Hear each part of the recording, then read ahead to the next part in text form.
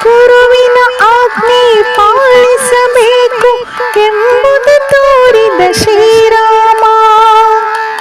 ಅಸತೋಮ ಸದ್ಗಮಯ ತಮಸೋಮ ಜ್ಯೋತಿರ್ಗಮಯ ಮೃತ್ಯೋರ್ಮ ಅಮೃತಂಗಮಯ.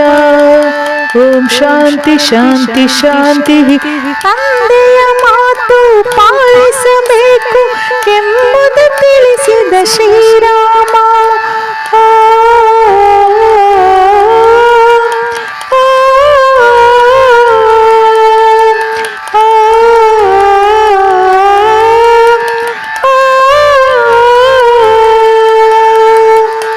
ಸ್ನೇಹಿತರ ಸೇತುವೆಯಲ್ಲಿ ರಾಕ್ಷಸರ ಎದುರಿಸಿದ, ರಾವಣನ ಕಂಟಕ ಹಾಕಿಸಿ ಸೀತೆಯನ್ನು ರಕ್ಷಿಸಿದ.